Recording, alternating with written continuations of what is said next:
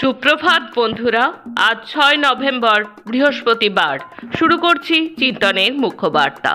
আজকের মুখ্য বার্তার বিশেষ বিশেষ বিভাগগুলি: বিজ্ঞান, পরিবেশ ও স্বাস্থ্য সংবাদ, আন্তর্জাতিক সংবাদ, দেশের সংবাদ, রাজ্যের সংবাদ এবং খেলার সংবাদ। প্রথমেই দেখে নেব বিজ্ঞান সংবাদ। নক্ষত্রের মৃত্যুর পরেও বেঁচে ছিল এক প্লুটো জাতীয় জগৎ। নাসার হাবেল স্পেস টেলিস্কোপ প্রথমবারের মতো এই চমকপ্রদ আবিষ্কার করেছে। পৃথিবী থেকে প্রায় 265 আলোকবর্ষ দূরে একটি সাদা বামন নক্ষত্রকে দেখা গেছে, যেটি ধীরে ধীরে টেনে নিচ্ছে একটি প্লুটোর মতো বরফময় দুনিয়ার টুকরো। গবেষকরা আলোর বিশ্লেষণ করে দেখেছেন নক্ষত্রটি শোষণ করছে প্রচুর নাইট্রোজেন, অক্সিজেন, কার্বন ডাইঅক্সাইড ও সালফার। এগুলো বরফময় গ্রহ বা ধূমকেতুর মূল উপাদান, অর্থাৎ ওই বস্তুর ভেতরে প্রচুর বরফ ও জল ছিল। এর দ্বারাই প্রমাণ হচ্ছে আমাদের সৌরজগতের মতোই অন্য নক্ষত্রমণ্ডলেও প্লুটো জাতীয় বরফময় দুনিয়া রয়েছে। নক্ষত্র মারা গেলেও তার চারপাশের ছোট ছোট জগৎ অনেক দিন বেঁচে থাকতে পারে, শেষমেশ হয়তো ধ্বংস হয়ে যায়। এগুলোর সেই সিস্টেম জল আর জীবনের উপাদান ছড়িয়ে দিতে পারে, যেমনটা আমাদের সৌরজগতে ঘটেছে। চোখ রাখবো আন্তর্জাতিক সংবাদে। ইরানের দীর্ঘমেয়াদী খরায় রাজধানী তেহরান জুড়ে তীব্র জলসংকট দেখা গিয়েছে। এই পরিস্থিতিতে কর্তৃপক্ষ জানিয়েছে, তেহরানের জলের প্রধান উৎসগুলোর মধ্যে অন্যতম প্রধান বাঁধ আমির কবিরে ধারণ ক্ষমতার মাত্র 8% জল অবশিষ্ট রয়েছে এবং 2 সপ্তাহের মধ্যেই শহরের পানীয় জলের মজুদ শেষ হয়ে যেতে পারে। রবিবার 2 নভেম্বর রাষ্ট্রীয় সংবাদ মাধ্যম জানিয়েছে, রাজধানীতে জল সরবরাহের 5টি বাঁধের একটি হচ্ছে এই আমির কবির ড্যাম। নেপালে মাওবাদী সহ 8টি দল ঐক্যের জন্য 18 দফা চুক্তি সই করল। 7টি বামপন্থী দল একীভূত হয়ে একটি নতুন দল গঠন করতে সম্মত হয়েছে। রবিবার ঘোষণা করা 18 দফা ঐক্য চুক্তির মাধ্যমে এই সিদ্ধান্ত আনুষ্ঠানিকভাবে করা হয়। এই ঐক্য চুক্তিতে স্বাক্ষর করেছে সিপিএন মাওবাদী কেন্দ্র, CPN unified socialist, Nepal socialist party, CPN সমাজতন্ত্রী জনসমাজ পার্টি, নেপালের কমিউনিস্ট পার্টি, মাওবাদী সমাজতন্ত্রী এবং সিপিএন সাম্যবাদী। গাজায় ক্রমবর্ধমান ভঙ্গুর যুদ্ধবিরতি নিয়ে উদ্বেগ বাড়ছে। এমন প্রেক্ষাপটে উপত্যকার ভবিষ্যৎ নিয়ে নিজেদের প্রভাব খাটাতে সোমবার ইসলামী বিশ্বের শীর্ষ কূটনীতিকদের একটি দলকে আলোচনার টেবিলে বসিয়েছে তুরস্ক। ইসরায়েলি হামলা অব্যাহত এবং ইসরায়েল সৈন্যদের ওপর ফিলিস্তিনিদের হামলার দাবির কারণে মার্কিন প্রেসিডেন্ট ডোনাল্ড ট্রাম্পের মধ্যস্থতায় 2 বছর ধরে চলা গাজা যুদ্ধের 10 অক্টোবরের যুদ্ধবিরতি চুক্তি মারাত্মকভাবে ক্ষতিগ্রস্ত হচ্ছে। এই পরিস্থিতিতে তুরস্কের এই উদ্যোগ কতখানি সফল হয় অপেক্ষায় আন্তর্জাতিক দুনিয়া। মার্কিন যুক্তরাষ্ট্রের বিমান পরিবহন ব্যবস্থা বর্তমানে গুরুতর বিপর্যয়ের মুখে পড়েছে। দেশের বিভিন্ন বিমানবন্দরে ফ্লাইট বিলম্ব এবং বাতিলের ঘটনা ব্যাপকভাবে ঘটছে। মূল কারণ হচ্ছে চলমান প্রশাসনের আংশিক বা সম্পূর্ণ কার্যক্রম স্থগিত বা শাটডাউনের কারণে বিমান নিয়ন্ত্রকেরা বেতন ছাড়া কাজ করছেন এবং অনুপস্থিতি বেড়ে যাওয়ায় যাত্রীদের নিরাপত্তা ও পরিষেবা মারাত্মকভাবে প্রভাবিত হচ্ছে। এই পরিস্থিতি শুধু যাত্রী নয়, দেশের অর্থনীতি ও যোগাযোগের ব্যবস্থাকে মারাত্মকভাবে ক্ষতিগ্রস্ত করছে। গত সপ্তাহে বর্ধিত যুদ্ধবিরতি সইয়ের পর উত্তেজনা কমানোর পদক্ষেপের অংশ হিসেবে থাইল্যান্ড এবং কম্বোডিয়া বিতর্কিত সীমান্ত থেকে ভারী অস্ত্র প্রত্যাহার এবং মাইন অপসারণ অভিযান শুরু করেছে।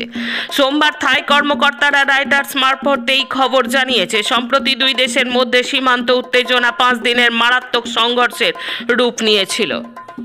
প্যালেস্তাইন আন্দোলনের কর্মী, ট্রাম্পের ভাষায় উন্মাদ কমিউনিস্ট, 34 বছরের Democratic socialist Zohran Mamdani new ইয়র্কের নতুন মেয়র হলেন। ডেমোক্রেটিক পার্টির প্রার্থী জোহরান মামদানি মঙ্গলবার অনুষ্ঠিত নির্বাচনে নিউ ইয়র্ক সিটির 111তম মেয়র নির্বাচিত হয়েছেন। নিউ ইয়র্ক অঙ্গরাজ্যের সাবেক গভর্নর ও স্বতন্ত্র প্রার্থী অ্যান্ড্রু কুনো ও রিপাবলিকান প্রার্থী কার্টিস জিওয়াকে পরাজিত করে ইতিহাস করেছেন তিনি।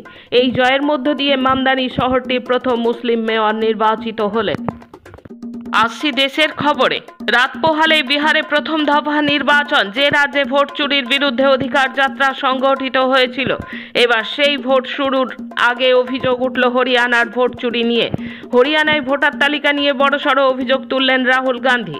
রাহুলের দাবি, হরিয়ানায় ব্যাপক ভোট চুরি হয়েছিল। প্রতি 8টি ভোটারের মধ্যে একজন ভোটার ভুয়ো। অন্তত 25 লক্ষ ভোটারের নাম ঢোকানো হয়েছিল ভোটার তালিকায়। আসামের মুখ্যমন্ত্রী হেমন্ত বিশ্ব শর্মা এবং বিজেপির কেন্দ্রীয় নেতৃত্বের বিরুদ্ধে সাম্প্রদায়িক উত্তেজনা ছড়ানোর অভিযোগ তুলেছিলেন দিন কয়েক আগে। এবার আনুষ্ঠানিকভাবে বিজেপি ছেড়ে অসম জাতীয় পরিষদে যোগ দিলেন কেন্দ্রীয় প্রাক্তন মন্ত্রী রাজেন গোহাই।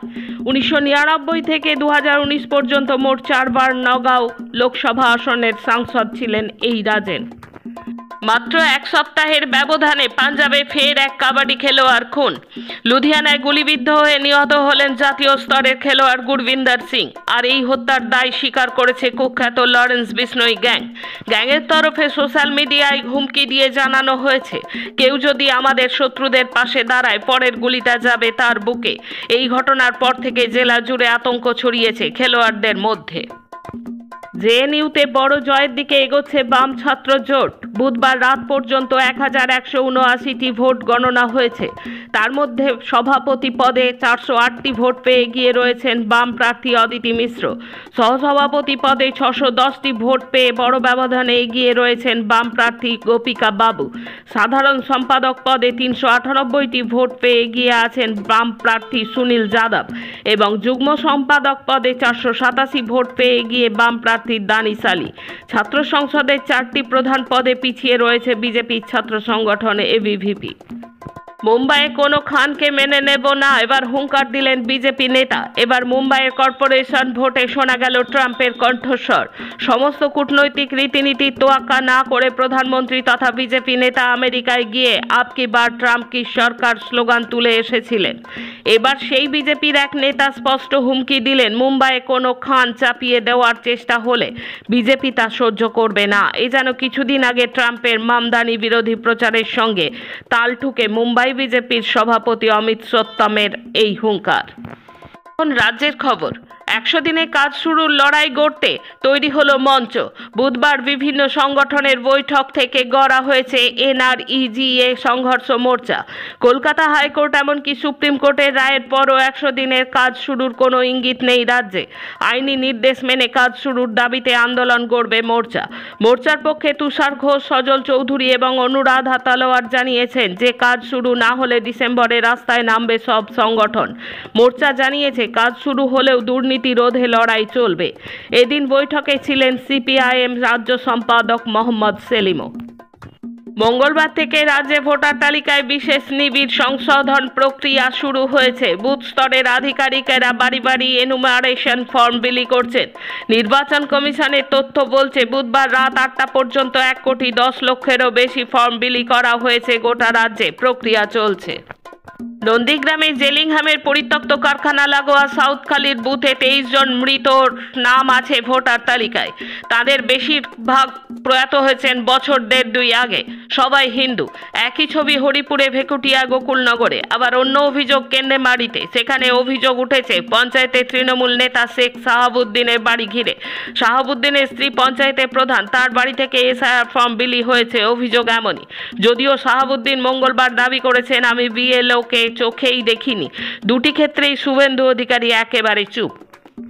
রাতের অন্ধকারে বুলডোজার দিয়ে ভেঙে ফেলা হলো CPIM-এর দপ্তর। ঘটনাটি ঘটেছে উত্তর 24 পরগনা খড়দহের বিধানসভার অন্তর্গত বিলকান্দা 1 গ্রাম পঞ্চায়েতের মহিষ পোতায় কল্যাণী এক্সপ্রেসওয়ের কাছে। পার্টি দপ্তর ভাঙার প্রতিবাদ করতে গিয়ে তৃণমূল কংগ্রেস আশ্রিত দুষ্কৃতীদের হাতে CPIM বিলকান্দা এরিয়া কমিটির সম্পাদক রবীন নন্দী আক্রান্ত হন। ঘটনার তীব্র প্রতিবাদ জানিয়েছে CPIM। বুধবার সকালে দেখা যায় পার্টি অফিসটি বুলডোজার দিয়ে ভেঙে গুড়িয়ে দেওয়া হয়েছে। খবর পেয়ে ছুটে যান ওই পঞ্চায়েতের প্রাক্তন সভাপতি ও CPIM বিলকান্দা এরিয়া কমিটির সম্পাদক রবীন নন্দী। ছিলেন পার্টি কর্মীরাও। খবর দেওয়া হয় ঘোলা থানায়। ঘটনাস্থলে আসে পুলিশ।